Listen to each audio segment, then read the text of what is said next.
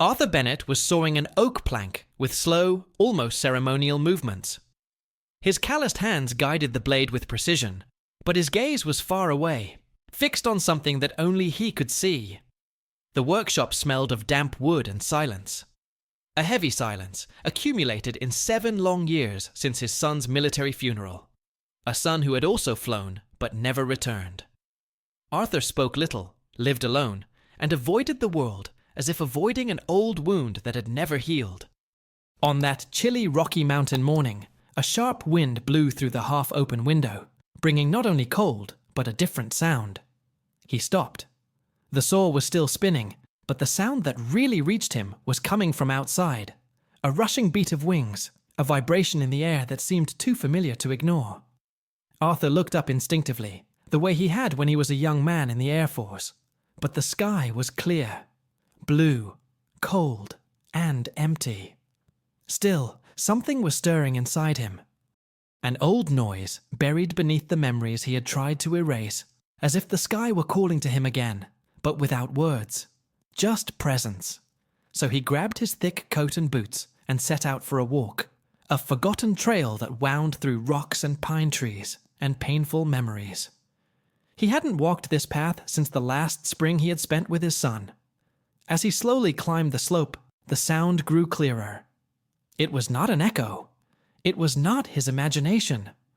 When he reached the ravine, Arthur stopped suddenly. Something on the ground was moving. A mass of brown and gold feathers struggled to breathe between broken branches. He approached slowly, as if approaching his own past. It was an eagle, not just anyone. She was huge, proud even when wounded, her wing drooping at an odd angle. Her eyes, even in pain, were steady. There was no panic, only resistance. Arthur stood before her as if he were standing before a mirror. Because in that look there was not just pain. There was pride, and a thirst to go on. That was when something inside him gave way. He looked around. Not a living soul. Not a sound except the bird's heavy breathing, and his own heart, which he had thought had been asleep for years. Arthur bent down with difficulty, knees aching, and spread his coat. The eagle did not flee, did not attack. It just stood there, accepting, perhaps acknowledging, perhaps waiting for him. Have you ever had the feeling that a meeting is not a coincidence?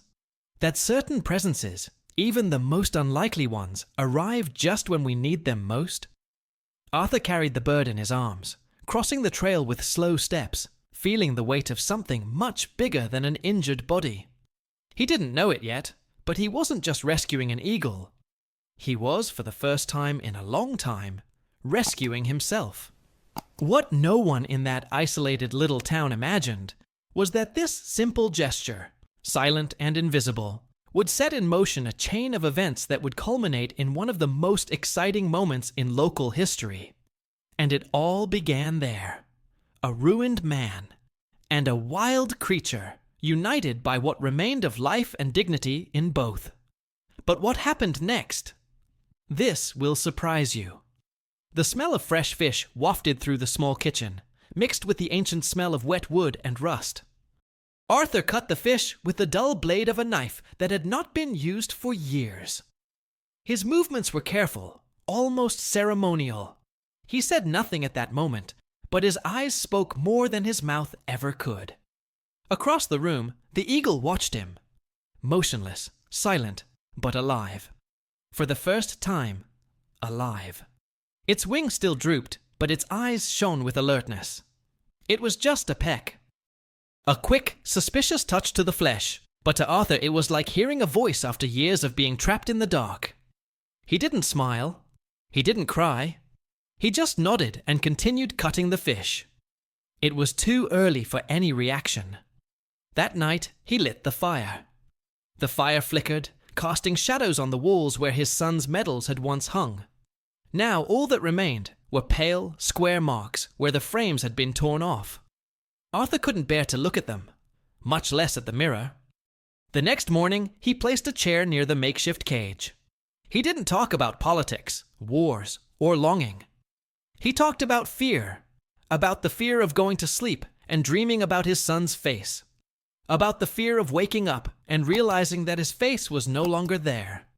He talked about what it was like to hear the national anthem on the radio and feel anger, guilt, and emptiness. The eagle didn't respond, but blinked slowly, almost as if it understood. Arthur sat there every day.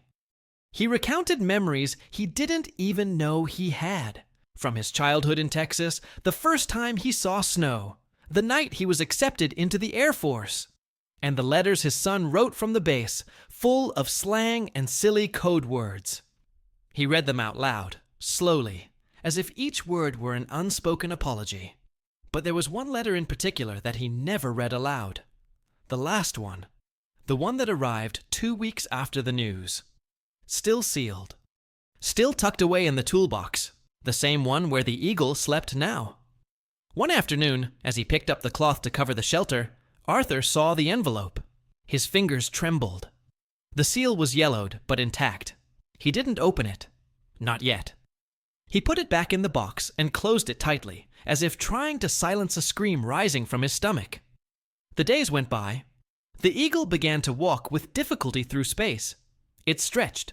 It stretched its injured wing. Arthur saw everything from afar. He did not interfere. He just observed. Freedom, he knew, had to be regained alone. But there was a kind of prison from which not even wings could escape. One cloudy morning, he heard a knock on the door. 2 short, sharp knocks. It was the local pastor. He had come to bring food from the community. "They care about you," he said, looking over Arthur's shoulder, trying to see inside the house. Arthur thanked him, but didn't open the door more than a few inches. He didn't want pity. He didn't want company. He just wanted to continue existing without disturbing anyone. When the man left, he left a basket of fruit and bread on the porch. Arthur stared at the basket for hours before bringing it inside. He didn't even touch it. He just placed it next to the fireplace and watched the flames dance.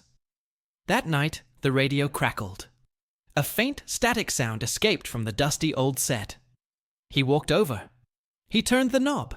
No stations, just noise. But there, in the middle of nowhere, Arthur heard a voice. His son's voice, not on the radio, but inside him, as if the whole house was filled with the presence he had tried to forget. He fell to his knees. His breath was short. His chest was in shock. It wasn't a hallucination. It was longing. It was raw guilt. The eagle squawked, a sharp, steady sound, as if it sensed the dark wave invading the room. Arthur stood up. He wiped his face with his sleeve. He walked over to the box. He opened it. He took out the envelope. He looked at it, and for the first time in years, he tore the seal. Inside was just one sheet. A short message, almost a whisper on paper. "If I don't come back, Dad. Thank you for teaching me to fly. I love you." Arthur fell to his knees. There was nothing more to say. The house fell silent. A different kind of silence. The next day, he released the latch on the shelter. He left the door open. The eagle came out slowly. It didn't fly. It couldn't yet. But it looked at him before walking to the shade of a pine tree and resting there. Arthur went back to the workshop. He took out some new wood. He sanded it carefully. He began to carve something. No one knew what.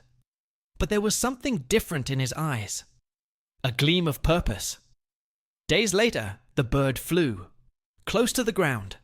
Then a little higher. Further away. Arthur watched everything in silence, with his hands dirty with varnish and eyes filled with tears of something that perhaps was hope. He knew she would leave. It was the right thing to do. But part of him still feared it. Feared the emptiness that would come when she didn't come back. But something about that connection was not common, nor natural. It was as if she carried with her not only the memory of the one who saved her, but what he represented. And this detail, which seemed small, it would change everything in a day that no one expected. If this touched you in any way, comment below. There are things we never forget. The rising sun touched the mountains timidly that morning, but on the cabin porch, the silence was not the same as before. It was lighter, less suffocating. The eagle rested on the wooden fence, its feathers denser, its posture firmer. It still did not fly far, and perhaps it never would again, but it was no longer the fragile creature that Arthur had found on the brink of death. That morning, Arthur swept the workshop calmly. Not because he was in a hurry, but because he felt the atmosphere needed to be prepared. He didn't know why. I only knew that there was something in the air. A kind of farewell that didn't yet have a name, but already hurt before it even happened. That was when he found the old photo frame under the counter. It was face down, covered in dust. The glass was cracked, but the image was still clear. His son, in his flight suit, smiling in front of a jet. Young, strong, proud. Arthur stood there, his eyes fixed on the image, as if time had frozen. He ran his fingers over his son's face, and, inside, he felt everything falling apart again. He didn't know how long he stood there, but when he looked out the window, the eagle was no longer on the fence. On instinct, he ran to the door. There it was, in the open field, walking in small circles as if studying the wind. Arthur said nothing. He just watched. And in that moment, the world seemed to stop. She spread her wings with difficulty, pushed herself off, and managed to fly a few meters. Then a few more. And suddenly, I was in the air. Unsteady. Hesitant. But in the air. Arthur fell to his knees again, this time without tears, just with his mouth half open, as if he had witnessed a silent miracle. But the truth is, at that exact moment, he didn't know if he was ready to see her go. In the days that followed, the eagle would always return at dusk, landing on the same dry branch next to the workshop. It was as if it understood that a gradual absence hurt less than a sudden departure. Like someone who slowly moves away, so as not to break something that is still fragile. And Arthur, despite his anticipated longing, found solace in this new rhythm. But then came the day of the storm. The sky darkened early that afternoon. Heavy clouds covered the mountains, and the winds beat against the windows like angry fists. Arthur reinforced the locks, covered the workshop, and tried to call the eagle back, but it was already too far away. He spent hours pacing the porch, scanning the sky for a streak of gold, a cry in the air, any sign. But night fell without a response, and with it, the old thoughts also returned. The guilt, the emptiness, the voice of his son in his dreams. The feeling that everything he touched had either fled or died. For the first time in months, Arthur felt the real fear of losing again. Not the bird itself, but everything it represented. The last remaining connection to his ability to care, to feel, to live. The storm lasted until dawn, and with it, hope almost disappeared. But then, as the sun broke through the clouds with a timid beam, a familiar sound echoed through the valley. High-pitched, strong, full of life. It was her. Wet, exhausted, with her feathers ruffled, but whole. She landed on the same branch as always, and just stared at him. And he couldn't help but cry. A torn sob, as if everything that had been trapped inside for 7 years had finally found a way out. And in that moment, Arthur made a decision. He entered the workshop, picked up a walnut box, and began to carefully sand it. He cut, carved, and sculpted. The process took days, maybe weeks, but in the end, the object was ready. A totem. At the top, an eagle with outstretched wings. At the base, an inscription with a single sentence. It's not about falling. It's about getting back to heaven. He carried the totem pole to the trailhead and planted it there, in the cold ground. A marker. A point of remembrance. A symbol of the unseen journey that few had witnessed, but that had changed everything. The local community began to notice the change. The owner of the grocery store noticed when he started buying nail polish again. The mailman mentioned that Arthur had started leaving thank you notes by the cash register. Small changes, details that didn't scream, but spoke. And then, an unexpected invitation arrived in the mail. The city government would organize a special parade on Independence Day, honoring the city's veterans. In the past, Arthur would have torn the envelope open, but something in his chest whispered differently this time. He went down to the basement, opened a rusty trunk, and took out his old uniform. The fabric was weathered, but still intact. He folded it carefully, and for the first time in years, seriously considered wearing it again.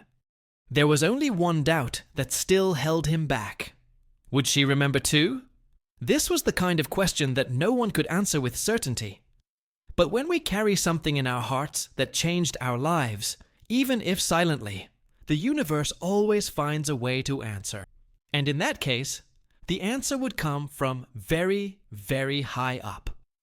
Write in the comments, I believe in connections that cannot be explained. Time passed like the sharp wind of the mountains, without asking permission, without giving warning, just passing through. And Arthur continued his silent routine day after day, with the same cup of coffee cooling on the porch, and the same eyes turned to the sky. Spring gave way to summer, summer gave way to autumn, and with it came dry leaves, old memories, and an absence that would not heal. It would only mend, like a scar under the skin. The workshop became his refuge once again, but it was no longer an emotional tomb. There was movement, small orders from the community, people from the city asking for wooden toys, plaques, hand-carved benches. But even with this slow return to civilian life, Arthur still guarded the empty space on the porch. The dry branch was still there, untouched, like an invisible altar to something that only he understood. Sometimes he heard sounds in the sky. Flights too high to identify, long, distant screams that couldn't be hers, but his chest always reacted as if it were. It was a kind of waiting that couldn't be explained, like someone who knows, deep down, that something hasn't been completed yet. And then, almost without realizing it, the 7 years came. 7 long years since his son's death. 7 years since he buried everything, including himself. It was that same month that the formal invitation from the city arrived. A brown envelope, stamped with a coat of arms, hand-addressed, Mr. Arthur Bennett. Inside was a delicately worded letter. We invite our city's veterans to a special tribute at the Independence Day Parade.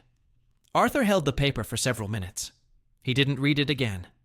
He just stood there, staring at the printed name with the same feeling he had when he was called up for a mission back in his Air Force days. But this time, the challenge didn't involve flying. It involved stepping foot on the street, among people, among the living. The last time he had worn that uniform was at his son's funeral. He could still remember the weight on his shoulders, the medals clinking with every step, and the pain that had stabbed into his chest like molten lead. It was all still there, folded with military precision, stored in the back of the closet, where the mold respected the silence. On the morning of the parade, Arthur woke up before the sun. He put on his uniform without looking in the mirror. He fastened the buttons with trembling hands. He attached the medals as if he were sewing memories. And when he finished, he put on his boots as he did before missions, with a firm, almost ritualistic knot. He left the house without locking the door. There was something symbolic about that, as if he was leaving the past free to enter or leave. The city was still asleep, but the sky was already beginning to take on orange hues. With each step towards the central square, Arthur felt his legs grow heavier, not because of his age, but because of what it represented. Returning. The parade was scheduled to begin at 9. The crowd gathered with flags, children painted red and blue, old men in old hats and cell phones in their hands. The announcer announced the names of the veterans as they marched. Sergeant Willis, Lieutenant Parker, Colonel Danielson. Applause, shouts of gratitude, cell phone flashes. But when it was Arthur's turn, his name was read with respect and pause. Arthur Bennett, veteran of the United States Air Force. He walked straight ahead, chin up, eyes fixed on the horizon. He didn't look to the sides. He didn't respond to the applause. Each step echoed like thunder in his chest. Amid the festive crowd, there was something different in the air. A quiet electricity, as if something were about to happen. That's when he heard it. A familiar sound, thin, piercing. A single note that pierced the clear sky. Arthur stopped. His heart, which had been beating steadily until then, stumbled. Slowly he raised his eyes. There she was, cutting through the sky with precision. Close to the clouds, powerful, with her golden wings reflecting the sun's brightness. She descended in a low flight, drawing a perfect circle over Arthur. And in that instant, time stood still.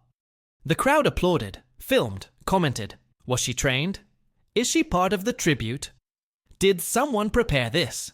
But he knew. He knew in a way that cannot be explained with logic or words. It was her, the same eagle. Years later, stronger, freer, more alive. And it wasn't the flight that hurt. It was the look in her eyes. Because when she passed over him and spun in the air with the lightness of someone carrying secrets, he saw the same expression in her eyes from 7 years ago. The same one he had seen at the bottom of the ravine. Only now there was something more. Recognition. She remembered. And in that second, the whole world seemed to revolve around that silent bond between man and bird. A bond that was not visible, but that everyone somehow felt. Even the children stopped screaming.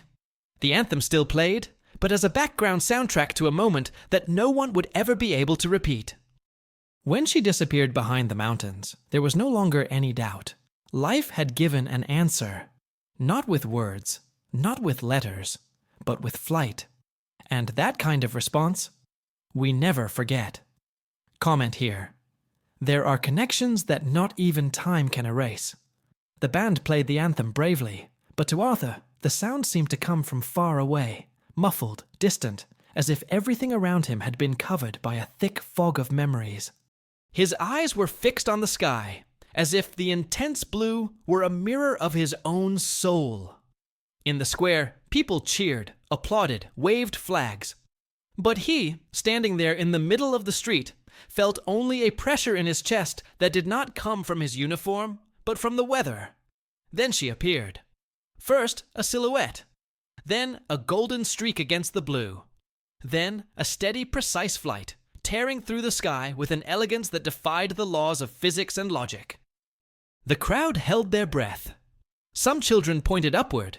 The adults followed with their eyes, trying to understand what they were seeing. A solitary eagle. Giant. Wild. Majestic. She dove low, circling once over Arthur with an almost symbolic precision. It was as if she were signing something invisible in the air. An acknowledgement, a greeting, a promise kept.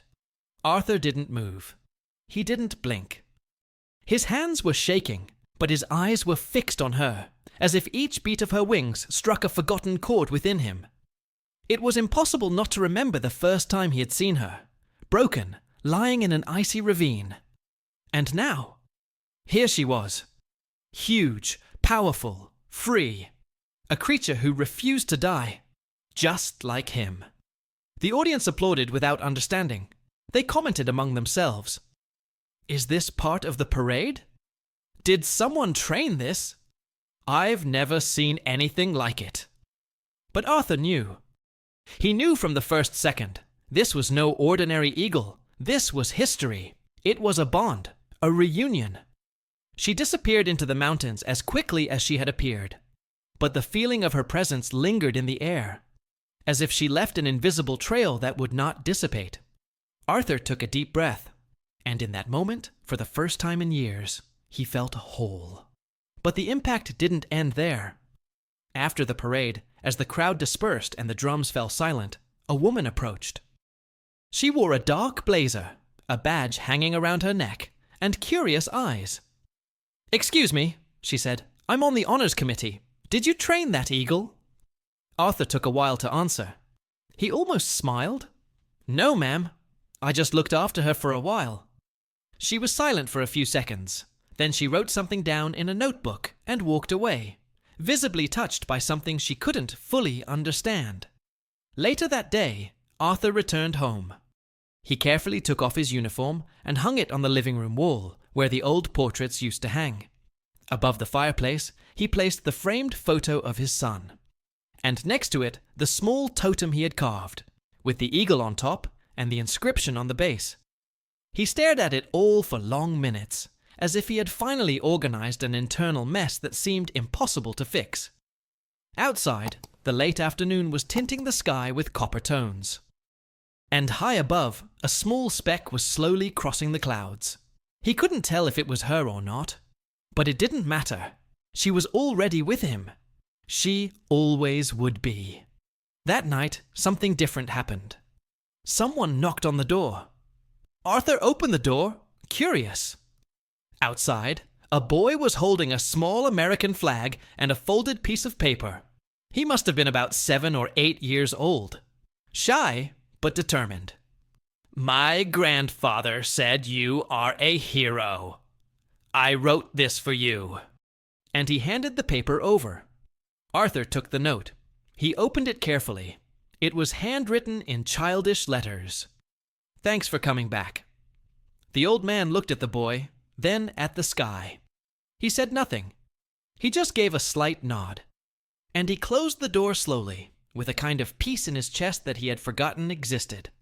And it was in that comforting silence, between the glow of the fireplace and the distant sound of the wind in the trees, that Arthur realized the pain would never go away completely. But now, it had a place. It had a name. It had a form. And most of all, it had a story. A cycle had closed. But something new was beginning. Write it down. That connection really touched me.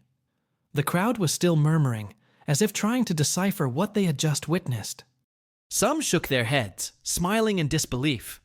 Others filmed, hoping to capture something else. But Arthur didn't move. He remained standing there in the middle of the main street, the sun beating down on his weather-beaten face, his hands trembling at his sides. He didn't cry. He didn't smile. He just stood there, as if he needed to make sure it had really happened. Deep down, he knew. It wasn't a delusion, nor an accident. It was fate. It was an answer. But as the crowd returned to the hustle and bustle of the parade, something different happened. A white-haired woman, with a steady gaze and a cane in her hands, walked through the crowd and stopped in front of Arthur. She stared at him for a few seconds. Then, in a surprising gesture, she raised her right hand and saluted. Without a word. Arthur, taken by surprise, was slow to react. But then, with an effort that came from another time, he returned the gesture. The woman approached. "My husband served with your son," she said in a low voice. "He always talked about you. He said that if you hadn't saved the squadron on that mission, no one would have come back." Arthur closed his eyes for a moment. It hit him like a punch to the gut. He had never known the details. He had never forgiven himself for not being there on that last day. And now, years later, a hidden truth was coming to light. Revealed not by an officer, but by a widow. She took a yellowed envelope from her pocket. "This came to me a little while ago, but it's not mine. It's yours." Arthur held the envelope with trembling fingers. On the sender, a familiar signature. It was his son's. An unsent note, written a few days before the final mission. He swallowed hard. He opened it carefully. The handwriting was firm.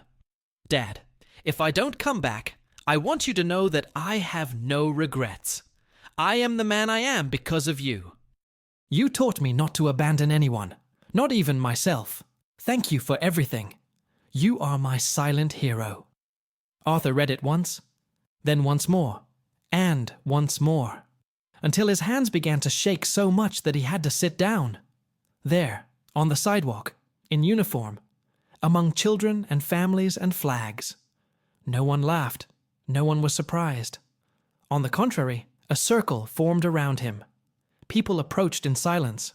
One by one, they began to applaud. It wasn't for the parade. It wasn't for the uniform. It was for that moment, for that man. And there, in front of the entire town, Arthur was no longer the lonely old man from the mountain. He was no longer the man who lived locked away in a workshop surrounded by silence. He was something greater. He was a symbol of resilience, of overcoming, of reunion. That's when the mayor approached. A young man, visibly moved. He was carrying a small box in his hands. "Mr. Bennett, this wasn't in today's protocol." But there are some things that protocol doesn't cover. He opened the box and revealed a medal that no one expected. The Distinguished Service Medal. An honor reserved for acts of extraordinary value that marked not only a mission, but the lives of others. Arthur shook his head hesitantly. "I didn't do anything." The mayor replied, "Sometimes the greatest act of courage is to continue existing when everything inside you has already said goodbye."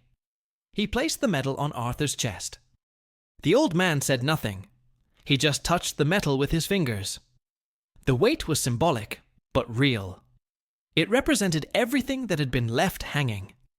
Everything he thought would never be seen. But now, it had been.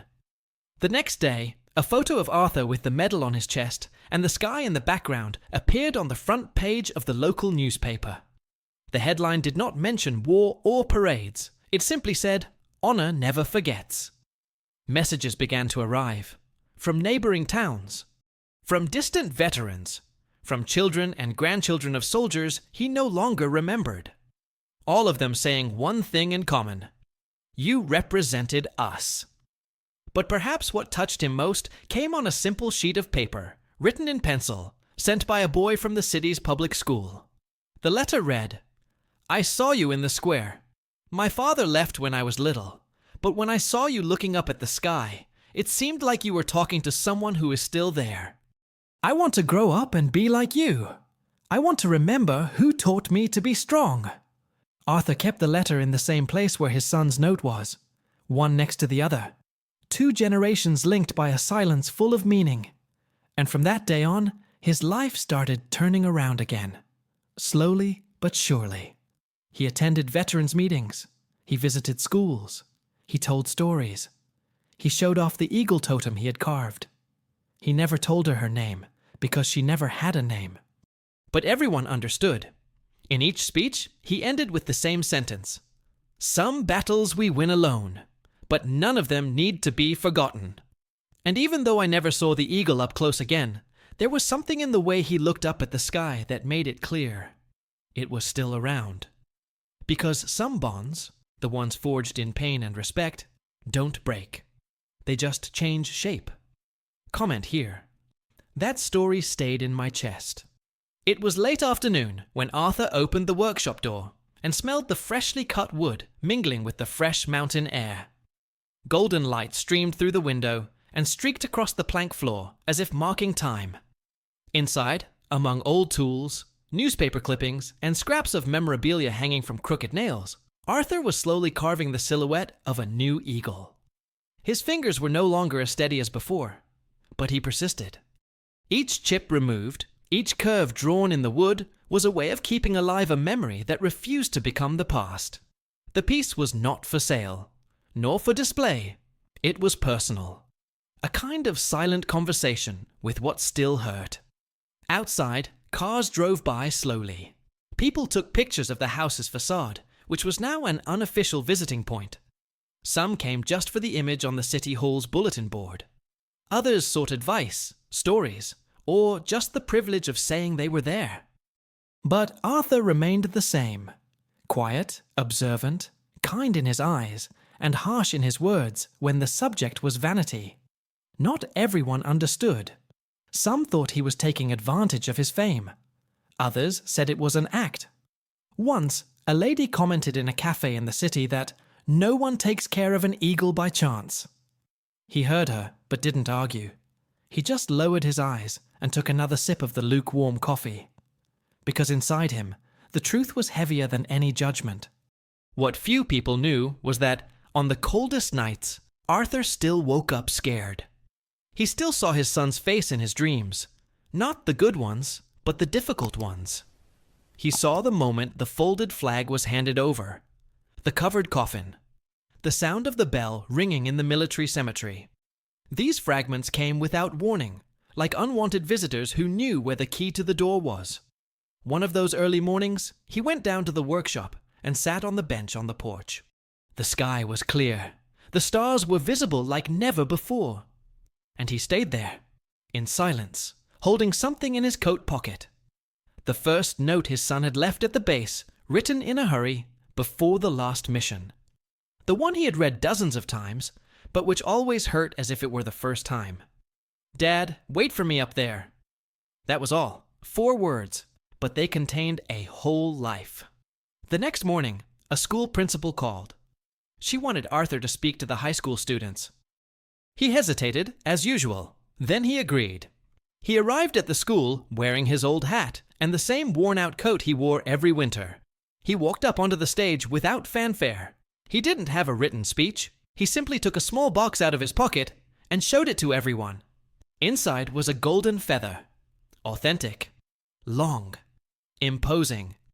"I found this on my doorstep 2 years ago, and no one has seen me smile like that since." The room fell silent. He continued. "This isn't about war or medals. It's about what's left when everything's been taken from you, and what you decide to do with it." Applause came only after a few seconds, as if the students were still processing what they had heard. One of them later wrote an article about the meeting. The headline appeared in the student newspaper, "When a Man Learns to Fly Without Wings." Days later, the same text ended up on social media.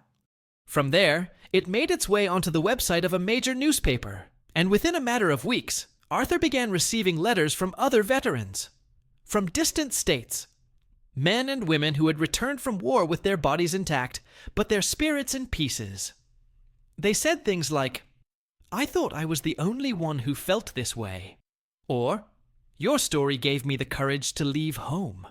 Some letters came with old medals, others with pictures of animals they had saved, or had saved them.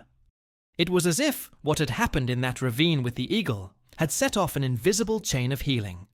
And then came the invitation from Congress, a national honor. Arthur declined. He didn't want a stage or spotlights. He preferred the gravel path that led to his own porch. It wasn't until he got a call from a boy named Sam, the same one who had handed him the letter during the parade, that he reconsidered. The boy said, "If you go, other veterans will understand that it is possible to continue." Arthur went, but on one condition. He wanted the speech to be read by Sam. In the Grand Hall of Washington, with cameras and dignitaries present, the boy with the high-pitched voice took the stage and read, "This man did not win a war. He won silence. He did not command battalions. He commanded his own heart after losing everything. He did not teach an eagle to fly. It was the eagle that reminded him how to do it." The audience rose to their feet, not out of pity, but out of reverence. After the event, Arthur returned to his town. He stopped in the field next to the cabin. He stared at the sky, the same as always. The same that never responded with words, but always with signs. And there, as the pine trees swayed slightly in the wind, he felt something land behind him. It wasn't her, but it was another. A young eagle with different plumage, a firm beak, attentive eyes, perched on the same dry branch on the porch, as if it knew exactly where it should be. Arthur didn't move. He just smiled with his eyes. Because he knew. The journey was not over yet. Write in the comments. The cycle never closes by chance. If you've made it this far, perhaps this story has touched a nerve inside you, as it has touched so many others along this journey. Sometimes, all we need is to remember that not all pain is the end, and that some wounds, when embraced, turn into wings. If this made sense to you, leave a "I flew along until the end" here in the comments. It will be special to know that you have been with me this far. And if this connection has done you good, if this type of content makes you stop, reflect, and feel, consider subscribing to the channel. We are creating a space for this. Stories with soul, with truth that leave something behind when they end. Oh, and leave a like too. Not for the video itself, but for everything this message represents. Every click you make helps this content reach those who might need it today. There's a video here that talks a lot about this story. Click and continue with me there. There's more beautiful stuff waiting for you.